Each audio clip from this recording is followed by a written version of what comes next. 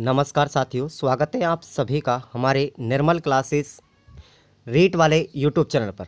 तो दोस्तों, आज आपके लिए राजस्थान ज्योग्राफी की तीसरी क्लास है और इस राजस्थान ज्योग्राफी की तीसरी क्लास में हम आज अध्ययन करेंगे राजस्थान के भौतिक प्रदेशों के बारे में।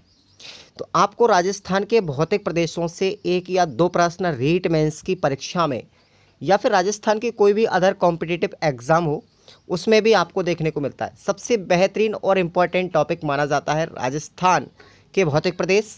तो आज की इस वीडियो में हम बात करेंगे पूरे राजस्थान के भौतिक प्रदेश जितने भी हैं उनमें से हमने एक आज पहला लिया है पश्चिमी मरुस्थलीय प्रदेश। सबसे इम्पॉर्टेंट है पश्चिमी मरुस्थलीय प्रदेश, इसलिए जो विद्यार्थी अभी तक चैनल से नहीं जुड़े हैं चैनल से जुड़ जाइएगा, वीडियो को अच्छे से देखिएगा और मन लगा करके आपके पास जो अमूल्य समय है उसका सदुपयोग कीजिएगा। और शुरुआत करते हैं। और ये क्लास ज्योग्राफी की सुबह मॉर्निंग में आपको 10 बजे लगाई जाती है, तो आप इसका पूरा फ़ायदा उठाएंगे। डिस्क्रिप्शन बॉक्स में आपको ऐप का लिंक दिया गया है। आपको ऐप में केवल 21 रुपये का पे करना पड़ेगा, वो भी वैलिडिटी कोर्स आपको दिया जा रहा है 12 मंथ के लिए। आपसे ऐप का कोई कोर्स का कोई भी चार्ज नहीं है, आपसे केवल और केवल वैधता का ही, वैलिडिटी का ही चार्ज लिया जा रहा है, बाकी कोर्स आपका फ्री है। चलेगा, अब हम आते हैं हमारे मुद्दे पर और टॉपिक को शुरुआत करते हैं। तो आपके भौतिक प्रदेशों के बारे में हम पहले थोड़ा सा आपको इन्फॉर्मेशन दे देते हैं, सामान्य जानकारी, किसका वर्गीकरण किसने किया था, किस तरीके से किया है। सबसे पहले जो राजस्थान के भौतिक प्रदेश हैं उसका वर्गीकरण जो किया था वो किया था साथियों बी.एस. मिश्र के द्वारा।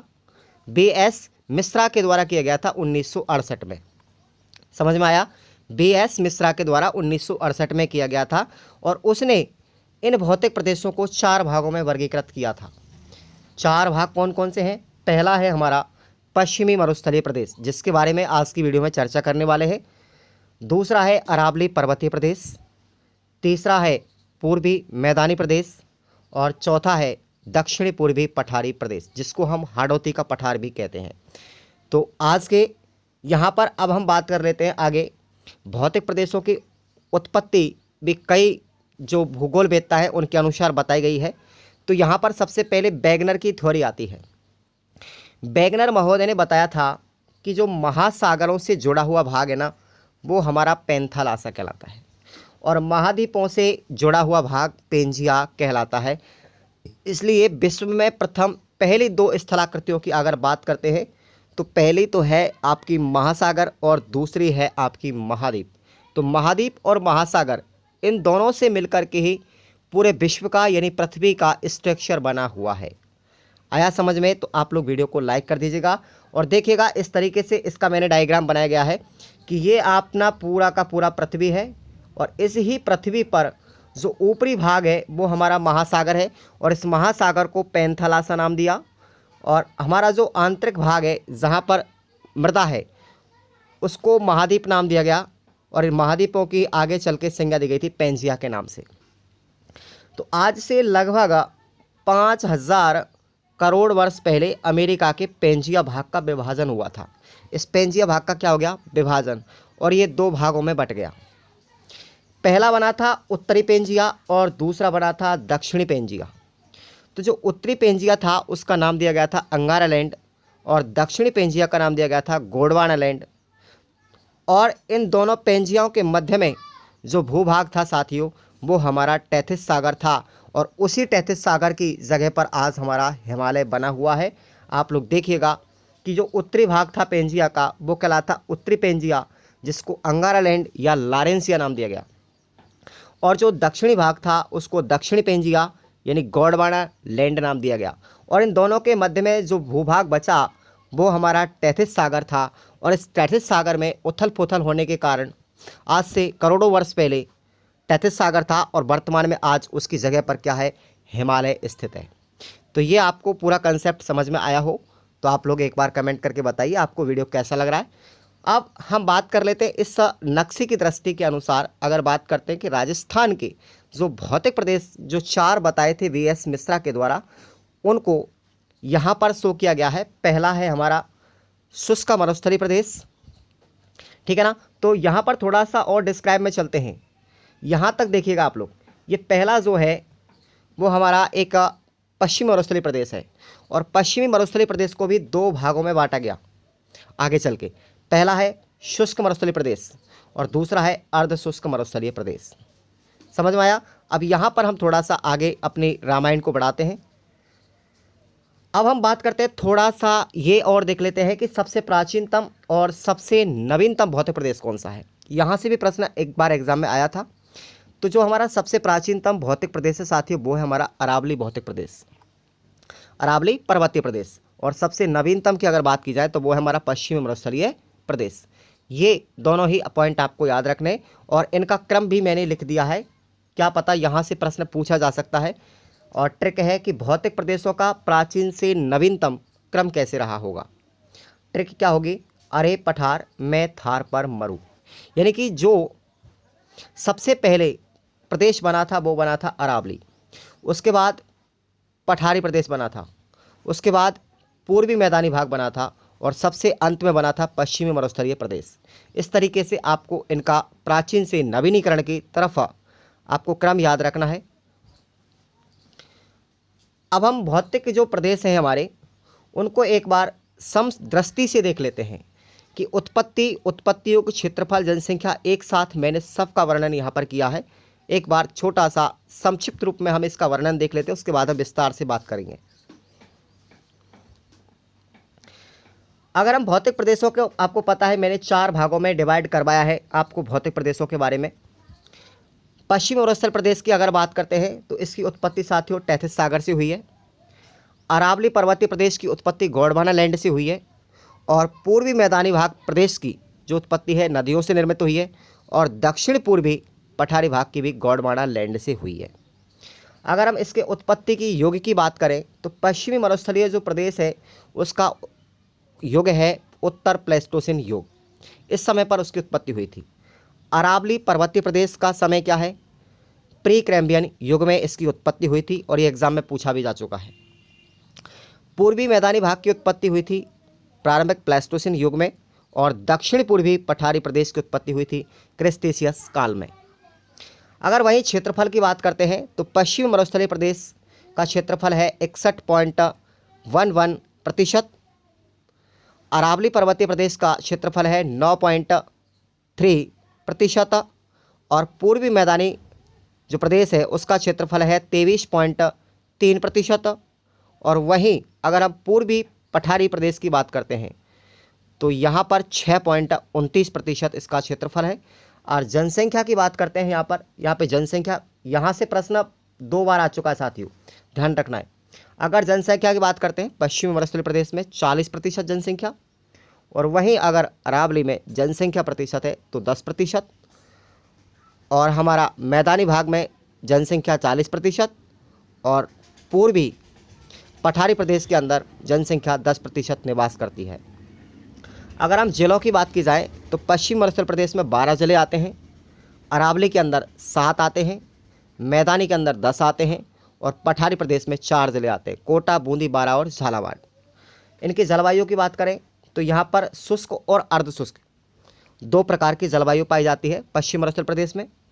अरावली के अंदर उपाद्र जलवायु पाई जाती है, और पूर्वी मैदानी भाग में आर्द्र जलवायु पाई जाती है, जबकि पठारी प्रदेश में अति आर्द्र जलवायु पाई जाती है। अगर हम मिट्टी की बात करते हैं तो पश्चिमी मरुस्थल प्रदेश में रेतीली या बलुई मिट्टी मिलती है, और अरावली क्षेत्र में पर्वतीय मिट्टी मिलती है, मैदानी भाग में जलोढ़ मिट्टी मिलती है, और आपको पता है पूर्वी पठारी प्रदेश जो है हमारा हडोतिक पठार, वहाँ पर काली मिट्टी मिलती है। अब हम बात करते हैं इसका कुछ भारत और राजस्थान के संबंध में। अगर हम देखें कि भारत व राजस्थान के भौतिक प्रदेशों में आपसी संबंध क्या है, तो हमारे जो भारत के 2 यहाँ पर भौतिक प्रदेश माने जाते हैं, पहला है उत्तरी विशाल मैदान और दूसरा प्रायद्वीपीय पठार। तो ऐसा माना जाता है कि जो राजस्थान के 4 भौतिक प्रदेश हैं उनका संबंध भारत के 2 भौतिक विशाल प्रदेशों से बहुत अच्छा संबंध भी है। और इसमें बताया गया है कि एक तो मरुस्थलीय प्रदेश और मैदानी प्रदेश, इन दोनों का संबंध किससे है? उत्तरी विशाल मैदान से है, जबकि अरावली प्रदेश और पूर्वी ये पठारी प्रदेश, इसका संबंध है इसका प्रायद्वीपीय पठार से। तो ये संबंध भी आपको याद रख लेना है। आगे चलते हैं। आगे क्या होगा कि जो 50 सेंटीमीटर, अब ध्यान रखना, आपको मैं बता रहा हूँ, सबसे पहले पश्चिमी मरुस्थलीय प्रदेश की बात करने से पहले आपको पता होना चाहिए कि हमारा जो राजस्थान है, यह प्रश्न आ चुका है एक बार एग्जाम में कि राजस्थान को कितने सेंटीमीटर वर्षा रेखा विभाजित करती है। तो 50 सेंटीमीटर जो वर्षा रेखा है वो राजस्थान को दो भागों में विभाजित कर देती है, जो अरावली पर्वतमाला के सहारे सहारे चलती है। और इसको दो भागों में कैसे बांटा, एक तो मरुस्थलीय भाग और दूसरा गैर मरुस्थलीय भाग। 50% से आगे वाला पश्चिम में वो मरुस्थल बना और जो पूरब में भाग था वो हमारा गैर मरुस्थल बना। समझ में आया, जिसको हम पूर्वी राजस्थान के नाम से जानते हैं। तो यहाँ पर प्रश्न यही पूछा जाएगा आपसे कि राजस्थान को विभाजित करने वाली कौन सी औसत वर्षा रेखा है, तो वो 50 सेंटीमीटर मिलीबार वर्षा रेखा है। अब हम बात करते हैं कि पश्चिम मरुस्थल जो प्रदेश है इसको भी यहाँ पर दो भागों में विभाजित किया गया था। कितने भागों में? दो भागों में। अब 50 सेंटीमीटर वर्षा रेखा के अंदर तो आता है, लेकिन पश्चिम मरुस्थल को जब दो भागों में बांटा गया था, यहाँ पर देखिएगा इस राजस्थान के नक्शे में ये 50 सेंटीमीटर वर्षा रेखा आपको राजस्थान के बीचों बीच से होकर गुजर रही है, ठीक है। उसके बाद अब ये पूरा हमारा पश्चिमी राजस्थान रह गया, ठीक है ना।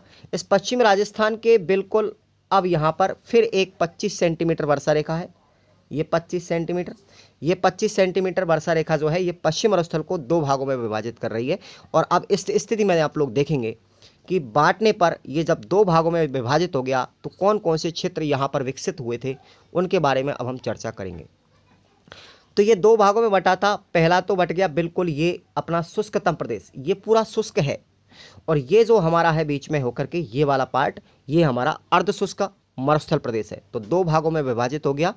अब हम इसी के बारे में चर्चा करेंगे कि हमारा जो शुष्क भाग है उसमें कौन कौन से क्षेत्र आते हैं और अर्ध शुष्क भाग है इसमें कौन कौन से क्षेत्र आते हैं। सबसे पहले हम चर्चा करेंगे यहाँ पर थोड़ा सा और देखेंगे कि 25 सेंटीमीटर जो औसत वर्षा रेखा है वो मरुस्थल को दो भागों में विभाजित करती है। मैंने अभी आपको बताया है, शुष्कतम प्रदेश और अर्ध शुष्कतम प्रदेश। और इसमें बात करें तो चार जिले आते हैं। 25 सेंटीमीटर वर्षा रेखा पर चार जिले आते हैं। पहला जैसलमेर, जोधपुर, बाड़मेर और बीकानेर। देखिएगा आप लोग इस नक्शे में, देखो यहाँ पर आ रहा बीकानेर, जोधपुर, बाड़मेर, ये तो हमारे बिल्कुल इस रेखा पर स्थित है। लेकिन जो जैसलमेर है ना साथियों, ये बिल्कुल पूर्णतः शुष्क जिला है।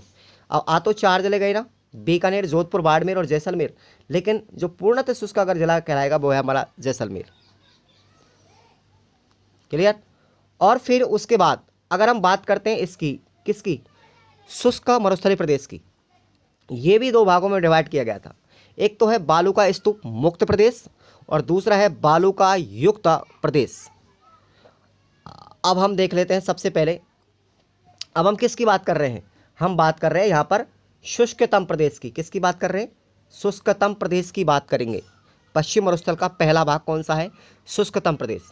शुष्कतम प्रदेश में चार जिले आए और इन चार जिलों को भी दो भागों में वर्गीकृत किया गया था, बालू का स्तूप युक्त प्रदेश और बालू का स्तूप मुक्त प्रदेश।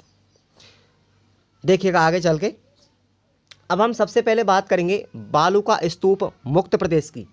तो अब बालू का स्तूप जो मुक्त प्रदेश है उसमें सबसे पहला पॉइंट आता है हमारा हम्मादा, और ये प्रश्न एग्जाम में आ भी चुका है।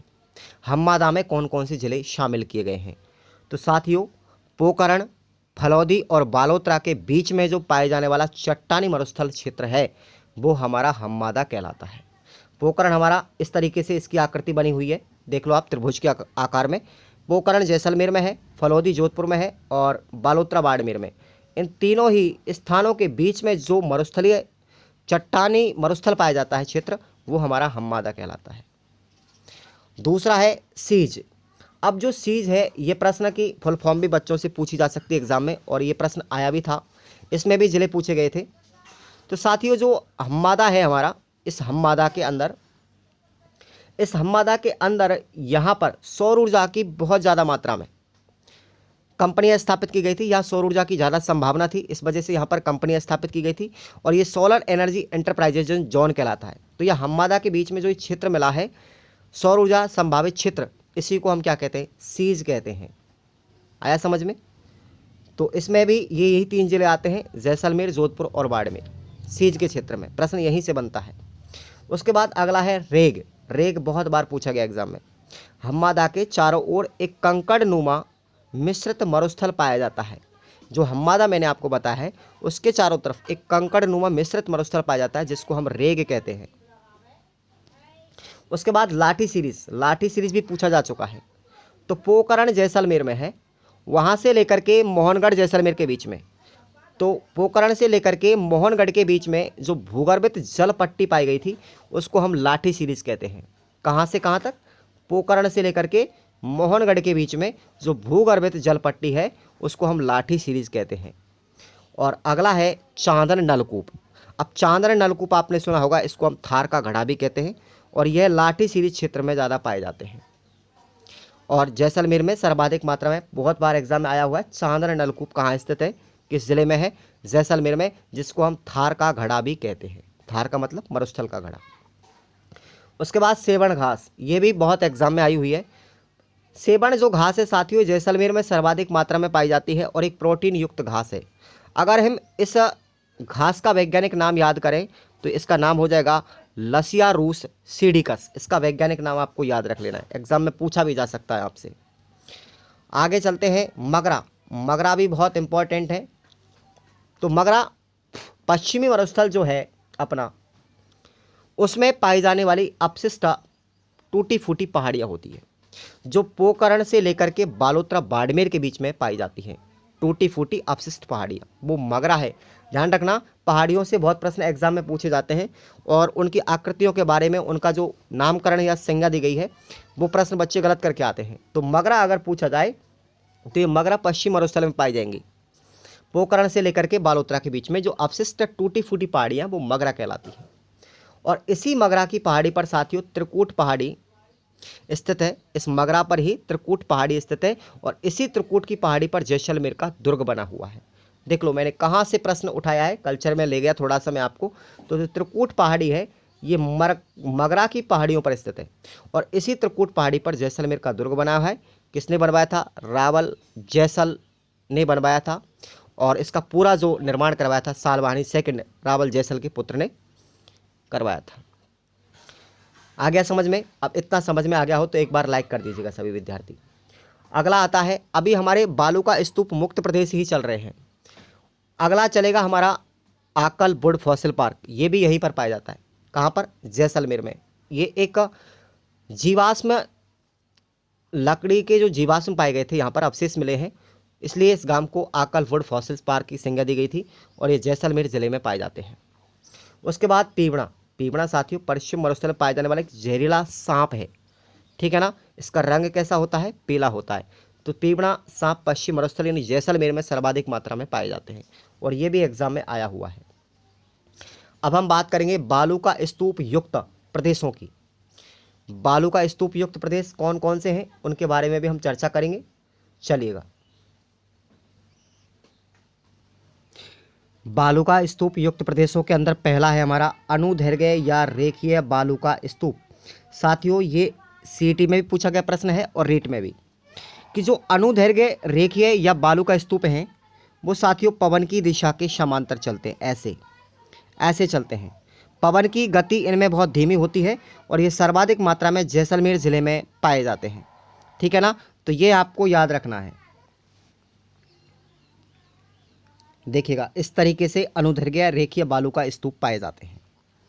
उसके बाद में है अनुदैर्घ्य के बाद में अनुप्रस्थ बालू का स्तूप। अनुप्रस्थ जो बालू का स्तूप होते हैं साथियों पवन की दिशा के समकोण पे होते हैं, जैसे ऐसे हवा बह रही है, ठीक है ना, तो ये पवन के दिशा के समकोण पर बन जाते हैं। क्लियर? और पवन की गति का इनमें अवरोध होता है भाई। 90 डिग्री के एंगल पर जब टकराएंगे तो पवन की गति का अवरोध होने लगता है। उसके बाद ये एग्जाम में बहुत बार पूछा गया है बरखान क्या है, और इस बार सीईटी में आया हुआ क्वेश्चन है। तो एग्जाम आरएसएसएम भी जब लेता है तो ऐसे ही प्रश्नों को ज़्यादातर टच करता है साथियों। बरखान जो है वायु भंवर के कारण निर्मित एक अर्धचंद्राकार बालू का स्तूप होते हैं और ये आपको याद रखना है, अर्धचंद्राकार बालू का स्तूप इस तरीके से पाए जाते हैं ये, ठीक है ना, इस तरीके से बरखान कहलाते हैं। तो ये बरखान की आकृति है, आप लोग देख सकते हैं। और सबसे प्राचीनतम जो बरखान पाए जाते हैं वो साथियों मिलते हैं जैसलमेर ज़िले के अंदर, और नवीनतम बरखान जो पाए जाते हैं वो हमारे शेखावाटी क्षेत्र के अंदर। और आपको ये इम्पोर्टेंट पॉइंट याद रखना कि बरखान के लिए प्रसिद्ध जो गांव है वो हमारा कौन सा गांव है, भालेरी गांव चोरू। इसको बहुत सी किताबों में पालेरी भी लिखा हुआ आपको मिलेगा या भालेरी भी लिखा हुआ मिलेगा, लेकिन कौन से डिस्ट्रिक्ट में पड़ता है, चोरू ज़िले में पड़ता है। उसके बाद में है पैराबोलिका बालू का स्तूप। पैराबोलिक बालू का स्तूप साथियों बरखान जो होता है उसकी आकृति के विपरीत दिशा में बनता है, बिल्कुल उल्टा बनता है ये, और महिलाओं के हेयर पिन के जैसा दिखाई देता है। और ये एग्जाम में पूछा भी गया है कि महिलाओं के हेयर पिन के जैसा बालू का स्तूप कौन सा है, तो आपको याद रखना है पैराबोलिक बालू का स्तूप है। जो महिलाओं के हेयर पिन जो होता है, बालों में पिन लगाई जाती है, उसके जैसा आकृति में दिखाई देता है। अगला है हमारा इर्ग। इर्ग या फिर इसको हम अर्ग भी कह सकते हैं, ठीक है, अर्ग या फिर इर्ग। ये एक वनस्पति रहित क्षेत्र है, यहाँ पर वनस्पतियाँ बिल्कुल नहीं पाई जाती, और ये बिल्कुल लहर नुमा कैसा है, मरुस्थल है, इस तरीका का मरुस्थल है ये, ठीक है ना, लहर नुमा। और इस अर्ग का जो ऊपरी भाग है, वो ऊपरी भाग साथियों टीला कहलाता है, और निचला भाग है वो धोरा कहलाता है, ठीक है ना, इस तरीके से पाए जाते हैं ये। तो जो ऊपरी भाग है इसका टीला है, और निचला जो भाग है इसका वो धोरा कहलाता है। इस तरीके से आप लोग इसको देख सकते हैं। और धोरों के लिए अगर हम प्रसिद्ध गांव की पूछा जाए तो आपको पता है, समगांव है जैसलमेर ज़िले का। धोरों के लिए प्रसिद्ध गांव कौन सा है, समगांव जैसलमेर। धरियन के बारे में पढ़ते हैं। धरियन क्या है कि भ्रमणशील बालू का स्तूप है, जिनको हम धरियन कहते हैं, और धरियन भी कहाँ पर मिलते हैं, जैसलमेर ज़िले में मिलते हैं। क्लियर। आगे चलते हैं, कारवा या गासी। कारवा या गासी, तो कारवा और गासी जो है दो बालू का स्तूपों के धोरों के मध्य का मार्ग है, जिससे होकर के पश्चिम मरुस्थल में ऊंट गुजरते हैं, ठीक है ना। जो बालू का स्तूप होते हैं दो, उनमें धोरों के मध्य में एक बीच में मार्ग होता है, रास्ता होता है, उनसे होकर के ऊंट गुजरते हैं। तो ये आपको इतना पता होना चाहिए। उसके बाद अगला पार्ट आता है हमारा इसका, अर्ध शुष्क मरुस्थल प्रदेश। हमने शुष्क मरुस्थल के प्रदेश के बारे में पढ़ा, और अब हम पढ़ेंगे अर्ध शुष्क मरुस्थल प्रदेश। तो इसको 4 भागों में बांटा गया है। 4 भाग कौन कौन से आप लोग ध्यान से देखिएगा, और यहाँ से भी प्रश्न बहुत बार एग्जाम में पूछा गया है। पहला है हमारा घग्गर बेसिन क्षेत्र। घग्गर बेसिन क्षेत्र, जब प्रश्न मैं आपको बताऊंगा तो आपको कंफ्यूज करने वाले प्रश्न मिलेंगे, और आप सोच भी नहीं सकते कि हमने पढ़ा है या नहीं पढ़ा। तो इसलिए आप हताश नहीं हो, क्लास रोजीना लेंगे और आप अपनी रेगुलरिटी को बनाए रखें। घग्गर बेसिन क्षेत्र है साथियों, आपको पता है कि घग्गर जो नदी है वो आंतरिक प्रवाह तंत्र की सबसे लंबी नदी है, जो कहाँ से निकलती है, हिमाचल प्रदेश की शिवालिक की पहाड़ियों से निकलती है। हम जब नदी तंत्र आपको पढ़ाएंगे तो वहाँ पर हम इसका और भी डिस्क्राइब तरीके से वर्णन करेंगे। और ये नदी हमारी शिवालिक की पहाड़ियों से निकलती है हिमाचल प्रदेश से, और ये हमारे राजस्थान के 2 ज़िलों में होकर के बहती है, एक तो गंगानगर और एक हनुमानगढ़। और ये गंगानगर हनुमानगढ़ से निकल करके फोर्ट अब्बास पाकिस्तान तक पहुंच जाती है, जब इसमें पानी की मात्रा ज़्यादा बढ़ जाती है। और पाकिस्तान में इसको हम किसके नाम से जानते हैं, हकरा के नाम से जानते हैं, आगे भी हम पढ़ने वाले हैं, ठीक है ना। तो इस घग्गर नदी का जो क्षेत्र है राजस्थान में, वो घग्गर बेसिन क्षेत्र कहलाता है, ठीक है ना, ये आपको याद रखना। घग्गर बेसिन क्षेत्र का अगर हम प्राचीन नाम की बात करें तो इसको हम योध्य प्रदेश भी कहते हैं। घग्गर बेसिन क्षेत्र को योध्य प्रदेश भी कहते हैं। थोड़ा सा मैंने हिस्ट्री को भी यहाँ पर कम कॉम्बिनेशन दिया है कि जो हमारा गंगानगर जिला और हनुमानगढ़ जिला है, ये 2 भागों में घग्गर बेसिन क्षेत्र पाया जाता है। तो जो गंगानगर जिला है उसको बसाया था गंगा सिंह ने 1920 से लेकर के 24 के मध्य, और हनुमानगढ़ को बसाया था सूरत सिंह ने 1805 में मंगलवार के दिन भटनेर पर अधिकार कर लिया था, जाप्ता भट्टी पर आक्रमण करके। आप हिस्ट्री में पढ़ेंगे इसको तो बहुत अच्छे से आपको मैं पढ़ाऊंगा। 1805 में हनुमानगढ़ की स्थापना हुई थी, मंगलवार के दिन, हनुमान जी का वार था, इसलिए इसका नाम हनुमानगढ़ रख दिया गया। घग्गर नदी का जो बहाव क्षेत्र है, ये एग्जाम में पूछा जा चुका है एक बार, कि जब घग्गर नदी हनुमानगढ़ ज़िले के अंदर बहती है तो उसका जो बहाव क्षेत्र है वो कहलाता है साथियों नाली। और पाकिस्तान में जब बाढ़ ज़्यादा आ जाती है इस नदी के कारण, तो वहाँ का जो क्षेत्र कहलाता है उसको हम हकरा कहते हैं। पाकिस्तान में इस नदी का क्या नाम है, हकरा नाम है। घग्गर नदी के द्वारा निर्मित मैदान जो है वो पाट कहलाता है। तो तीनों ही पॉइंट याद रखना, हनुमानगढ़ में भाप क्षेत्र घग्गर नदी का नाली कहलाता है। पाकिस्तान में इस नदी को हम हकरा कहते हैं और घग्गर नदी का जो मैदान है वो पाट कहलाता है। और ये पाट भी कहाँ पर है? हनुमानगढ़ में स्थित है। और यह पाट जो क्षेत्र मैदानी भाग है वो वनस्पति चावल के लिए बहुत ज़्यादा फेमस है। बासमती चावल बहुत ज़्यादा मात्रा में पैदा किया जाता है। अब यहाँ हनुमानगढ़ के अंदर एक समस्या है, सेम समस्या पाई जाती है, क्योंकि यहाँ पर जो मिट्टी है वो दलदली क्षेत्र पाया जाता है, दलदली मिट्टी पाई जाती है। और ये इंदिरा गांधी नहर परियोजना यहाँ पर निकाली गई है और वह इंदिरा गांधी क्षेत्र जो है नहर का, वहाँ पर दलदली भूमि पाई जाती है। तो इस दलदली भूमि को ठीक करने के लिए वहाँ पर यूकेलिप्टस के पौधे लगाए गए। लेकिन आप जानते हैं यूकेलिप्टस का जो पौधा है साथियों, वो पर्यावरण का प्रदूषक भी माना जाता है। इसलिए अब वहाँ पर यूकेलिप्टस पौधों के बजाय वहाँ की मिट्टी में जिप्सम की मात्रा को मिलाया जाता है, जिप्सम मिलाया जाता है, जिससे कि वहाँ की सेम समस्या को ख़त्म किया जा सके। अब आप सुनिएगा, इसका नाम सेम समस्या क्यों रखा? पहली चीज़ तो यहाँ पर पहले से ही दलदली भूमि थी, उसके बाद लोगों ने वहाँ पर यूकेलिप्टस के पौधे लगाना शुरू कर दिया। ऊपर से तो दलदली भूमि और फिर और यूकेलिप्टस के पौधे लगाए, तो इसकी भी समस्या और यूकेलिप्टस से भी होने वाली समस्या दोनों ही क्या हो गई? समान समस्या हो गई। इसलिए इस क्षेत्र का नाम सेम समस्या रख दिया। ये सेम समस्या होने लगी वहाँ पर, इसलिए जिप्सम का उपयोग अब वर्तमान में किया जाता है। और सेम समस्या के लिए जो प्रचलित गांव है, प्रसिद्ध गांव है, वो पांडुपोल है हनुमानगढ़ जिले में। आप लोग नोट कर लीजिएगा इस बात को। सेम समस्या के लिए चर्चित गांव कौन सा है? पांडुपोल, हनुमानगढ़। उसके बाद हमारा आता है दूसरा शेखावाटी क्षेत्र। घग्गर के बाद शेखावाटी बेसिन क्षेत्र है और ये कांतली नदी का बहाव क्षेत्र कहलाता है। भाई आपको पता है कांतली नदी जो है वो शेखावाटी क्षेत्र में बहती है, सीकर के अंदर, सीकर झुंझुनू में। तो इस जो नदी कांतली है, कांतली नदी, उसका भाव क्षेत्र कहलाता है शेखावाटी। इस कांतली नदी के भाव क्षेत्र को शेखावाटी क्षेत्र में क्या कहते हैं? तोरावटी भी कहते हैं। ध्यान रखना, ये प्रश्न पूछा गया है, किस नदी का भाव क्षेत्र तोरावटी कहलाता है? तो कांतली नदी का। और इस शेखावाटी क्षेत्र की स्थापना किसके द्वारा की गई थी? शेखा के द्वारा की गई थी, इसलिए इसका नाम शेखावाटी क्षेत्र रख दिया गया। शेखावाटी क्षेत्र के अंदर यहाँ पर कई प्रकार के कुएं भी पाए गए थे और ये परिभाषा बहुत बार एग्जाम में पूछी गई है कि जोहड़ क्या चीज़ है। तो शेखावाटी में पाए जाने वाले कच्चे कुएं क्या कहलाते हैं? जोहड़ कहलाते हैं। और पक्के कुएं क्या कहलाते हैं? नाड़ा कहलाते हैं। और छोटे तालाबों को क्या कहते हैं? सर कहते हैं। तो मेरी बात अगर आपको समझ में आ रही है तो वीडियो को लाइक और कमेंट करना बिल्कुल मत भूलिएगा, अपने दोस्तों को शेयर करना। शेखावाटी क्षेत्र के अंतर्गत 3 जिले आते हैं। जो शेखावाटी बेसिन क्षेत्र है कांतली नदी का, इसमें चूरू, सीकर और झुंझुनू, ये 3 जिलों को शामिल किया गया है, याद रखना। अगला है नागौर उच्च भूमि। यहाँ से भी प्रश्न एग्जाम में बहुत बार देखने को मिला होगा आपको और मिलेंगे भी। नागौर उच्च भूमि के अंदर 3 जिले शामिल किए गए हैं, नागौर, अजमेर और बीकानेर। यहाँ पर कुछ जलपट्टियाँ पाई गई थी, उन जलपट्टियों से भी प्रश्न पूछा गया है। सबसे पहले हम बात करते हैं कुबड़ पट्टी या बाका पट्टी। यह नागौर और अजमेर के मध्य में फ्लोराइड के जमाव की पट्टी है। यहाँ पर क्या पाया जाता है?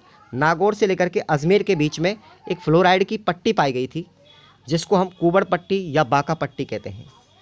दूसरी पट्टी पाई गई थी हार्डपन की, नागौर उच्च भूमि क्षेत्र में।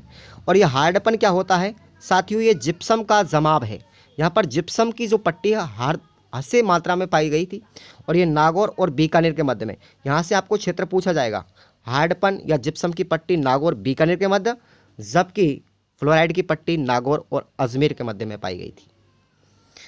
उसके बाद मकराना श्रेणी। ये मकराना श्रेणी किसके लिए प्रसिद्ध है? यहाँ पर मार्बल और सफ़ेद संगमरमर के लिए। मांगलोद श्रेणी ये जिप्सम के लिए। आप तो ध्यान रखा, गोठ मांगलोद, ठीक है ना, नागौर में ही है।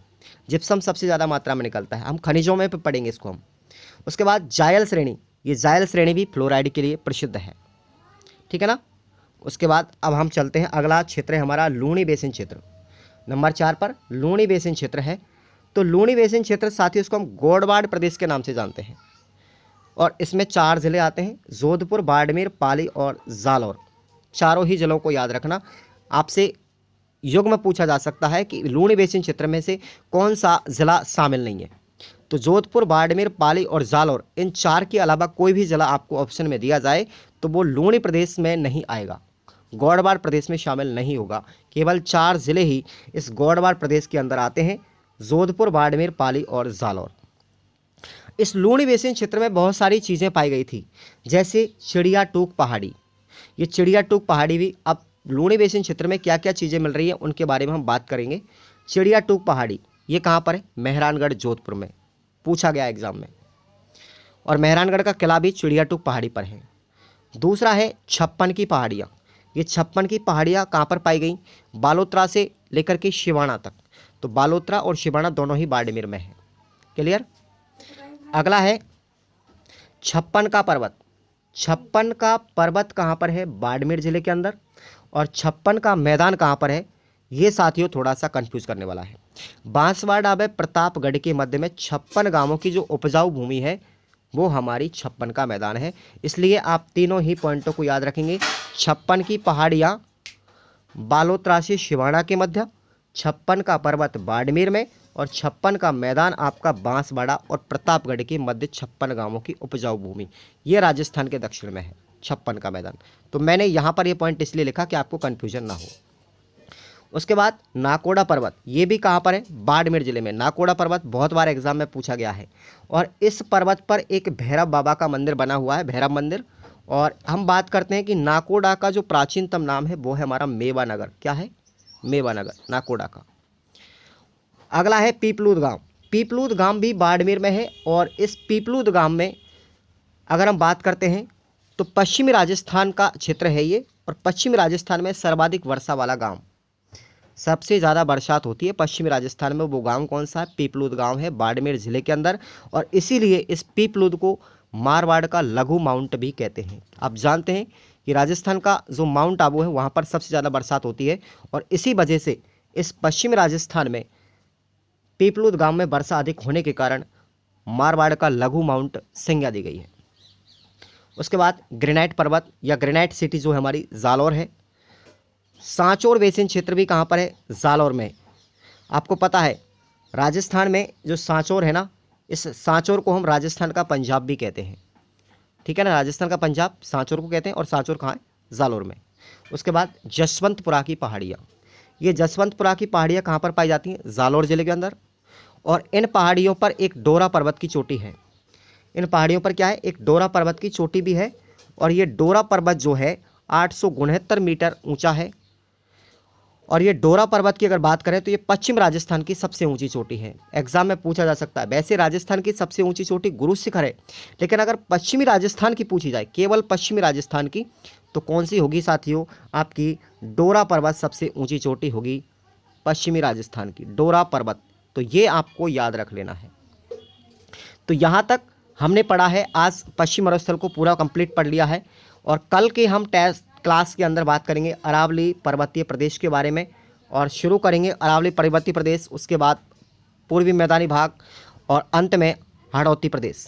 तो आप सभी को ये क्लास कैसी लगी, सभी विद्यार्थी एक बार कमेंट करके बताना है। वीडियो को लाइक कर देना है, चैनल को सब्सक्राइब कर लेना है, और अपने दोस्तों को भी आमंत्रित करना है कि रीट का अगर समय आपको देना है रीट के लिए, तो अभी से ही एक लंबी तैयारी कर दीजिएगा, तभी जा कर के आपका सिलेबस होगा, और 3 या 4 महीने में आपका ये पूरा कंप्लीट सिलेबस हो जाएगा। और मैं रीट प्री की भी क्लास साथ साथ ले रहा हूँ, मेंस की भी तैयारी साथ साथ करा रहा हूँ, इसलिए आप इस मौके से बिल्कुल मत चूकिएगा। एप्लीकेशन को डाउनलोड कर लेंगे प्ले स्टोर से। हमारा एप्लीकेशन आपको पता है, खुराना स्टडी ऑफिशियल ऐप है हमारा, और वहाँ पर आपको मात्र 21 रुपये में ये पूरे नोट्स राजस्थान जीके के और प्री और मेंस के लिए वर्तमान में दिया जा रहा है। प्री का मैं कोर्स अभी बाद में लेकर के आऊँगा। ठीक है ना। तो आप सभी लोग, केवल वैलिडिटी चार्ज आपको देना है, कोर्स का कोई भी प्राइस नहीं है। वैलिडिटी 12 महीने की रहेगी, तो आप 21 रुपये पे करके आप ये कोर्स परचेज कर सकते हैं। धन्यवाद साथियों।